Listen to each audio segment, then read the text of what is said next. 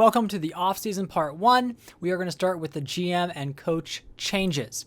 To begin, we'll start with this first part here with the fired coaches. We see Dennis Green, the GM, out in Miami. Herm Edwards, the head coach, is also fired. Then there's offensive coordinator Jason Garrett and defensive coordinator Mark Duffner, all no longer with the Miami Dolphins. Then in Oakland, it was Bobby Petrino who decided to give a middle finger to Oakland and decided to leave. At the end of the season, he left a note to the Oakland Raiders players saying he was leaving, and he left, which left the Oakland Raiders in a shock, and they ended up having a decision to move on from this entire coaching staff, which included Pat Shurmur and Jack Del Rio. Then Dave McGinnis, the defensive coordinator for the Vikings, retired. Frank Reich is now the head coach of Stanford. Maybe a little hint there as to who might be entering the NFL this year. Mark Dominic is out as GM for Houston. Gary Kubiak out as head coach of the Houston Texans. We see that Houston had a very rough year where the Dolphins were 4-13. The Texans ended up having a 5-12 season, landing them the third overall pick in this year's draft. Kubiak has been with the team since 2006, but has made the playoffs one year, and they was in that 2006-2007 year, and has since failed to make the playoffs, going 7-10, 8-9, 8-9, 5-12. So they will be also replacing their offensive coordinator and defensive coordinator, Tony Sparano, and Leslie Frazier. Dallas has had enough with John Harbaugh. They went 3 straight 7-10 seasons after making the playoffs and after having another rough year. They had a decent talent with Peterson, even though he was hurt throughout the year. They had other players that could have stepped up but just never did. We see Juan Castillo, who came over from the Eagles with John Harbaugh as offensive coordinator, is also removed. And defensive coordinator Sean McDermott had a pretty good season as DC, but is going to be parting ways just like Harbaugh is. 2 GMs there. The Titans GM, Floyd Reese, is out. And Tom Donahue is also out with the Buffalo Bills. Denver, after one season, has had enough with Jim Fassel. John Elway wanted to have a better year. They drafted Sam Bradford, and Bradford was abysmal. That also led to Joe Philbin and DC Dan Quinn being fired as well. Denver has the 4th overall pick in the draft. After 1 year, Elway saw enough from Jim Fassel that he didn't like the direction they were headed and decided to get rid of him. Pittsburgh has fired Dirk Koetter from their offensive coordinator staff. They had a really weak offense this year, despite having Big Ben. Brady Quinn filled in a few games, not many. I think he was 1-1. But they had Maurice Jones-Drew. They had some powerful receivers and Delaney Walker, and they should have been a lot better than they were, so they decided to make a coaching change with offensive coordinator. Saints could have fired everybody, but Josh McDaniels gets a 3rd season, but Chuck Pagano does not. Chuck Pagano is no longer with the New Orleans Saints. Green Bay could have also fired Mike Tomlin after a 3-14 season and the number 1 overall pick, but they keep Tomlin and they get rid of Mark Trestman.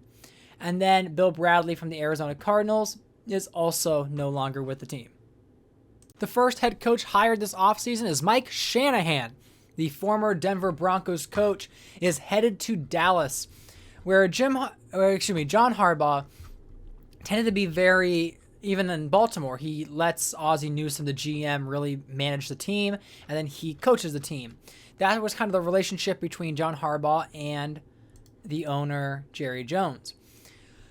But Mike Shanahan takes more charge when he is on a team, so it's an interesting hire here. But again, just like Bill Parcells, who was hired earlier in the 2000s, Bill Parcells has Super Bowl winning experience, and Mike Shanahan also has Super Bowl winning experience.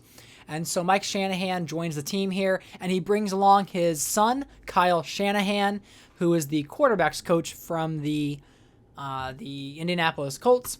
And they promote from within on DC. They have Jim Haslett as their linebackers coach.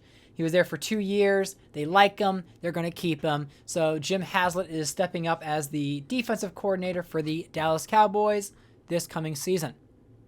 Houston hires Vinny Cerrato from Washington to replace Mark Dominic with the Houston Texans.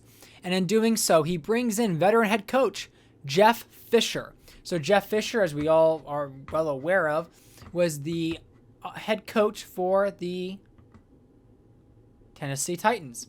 And he has recently been the Chicago Bears DC under Bruce Arians. Now, Chicago went from 7-10 to 9-8, making the playoffs. They have been performing better. So Jeff Fisher showed that his defensive scheme is still top-notch and is getting another chance to be a head coach. And I feel like Houston right now is in need of really a solid coach. They're the fourth worst team in the league. Houston has been struggling on offense, right? They were the 22nd ranked offense, but the 9th ranked defense. So we see what can be brought in with Jeff Fisher, and I think it's going to be a solid pairing here for Houston. Now, I thought this was an interesting hire. Mac Brown, the former Texas head coach, is moving away from Texas to become the offensive coordinator here in Houston. So that's an interesting addition. And then we have Leslie Frazier, obviously out for the Texans, being replaced by Greg Robinson. Robinson is the defensive line coach for the Pittsburgh Steelers. And Pittsburgh has had a good front seven, and he was a major part of that. So Greg Robinson gets the defensive coaching job in Houston. The Miami Dolphins finally part ways with Green and Edwards. Green is replaced by Mickey Loomis. Loomis was replaced shortly after, or like right around the Josh McDaniels era, after the debacle with the Drew Bledsoe trade. Dick Vermeil has been the new replacement in New Orleans as the GM there, but Mickey Loomis is now taking over Miami. Also, he is bringing Jim Harbaugh from Stanford to the Miami Dolphins. So Browns bring in Tressel as a college head coach, and the Miami Dolphins decide they want to try that same approach. And so Frank Reich, I mentioned, was going to Stanford, and he is leaving San Diego for the Chargers, or for the Stanford. Now, Jason Garrett is also no longer with the Dolphins, and he's replaced by former quarterback and quarterbacks coach of the Dallas Cowboys, Vinny Testaverde. Now, the Testaverde, they were the 32nd ranked pass offense, but despite that, he worked with Joe Webb, he's worked with Vince Young. There was some opportunity here, and Jim Harbaugh liked him, so Testaverde may be undeserved OC, but regardless, that's what Miami decided to do. And then for the defensive coordinator position, we see Vic Fangio, whose last stint was the defensive coordinator for the Saints with Ron Meeks, but he has not been on a team since Josh McDaniels was hired in 2009-2010. But he makes a comeback here with the Miami Dolphins. To replace Bobby Petrino, the offensive coordinator for the Bengals, Hugh Jackson, gets the opportunity to nod here, and he'll be working with Al Davis in that mess of Oakland. And then, of course, Pat Shurmur's out, so Jeep Christ, who is the quarterback's coach for the Pittsburgh Steelers, is going to be taking over the offensive coordinator position. A lot of Pittsburgh coaches getting coordinator jobs. And then the San Diego Chargers defensive backs coach, Dennis Allen, is coming to their division rival Oakland Raiders to be their defensive coordinator to replace Jack Del Rio. After the miracle of Buffalo with Bruce Gradkowski making the playoffs, Doug Marrone has been seen as a higher coach prospect and is going to be the new head coach in Denver. We see John Elway really liking what Doug Marrone did with such technically little talent. And so we see him taking on the head coaching job. Pat Shurmur just moves from Oakland to Denver, as Shurmur is borderline a good offensive coordinator. He's not making a good head coach. In real life, he would have been the Browns coach still, but he's never been a head coach candidate really so far. And then, of course, we see Dan Quinn getting out and Mike Zimmer, who had a really rough time with losing his job with Mike McCarthy with the Jets, now gets another opportunity to be a defensive coordinator with the Denver Broncos. As for some executives, Floyd Reese is out, and Joe Schoen, an executive from Miami, gets his chance to be a GM of an NFL franchise. And Tom Donahue is replaced by Dave Gettleman, who is an executive with the Giants currently. He went to another team in real life before going to the Giants, but he gets a chance to be a GM now with the Buffalo Bills. A few coordinator replacements. Leslie Frazier gets another opportunity, leaving Houston and replacing Bill Bradley in Arizona. I think that's a great opportunity for him there.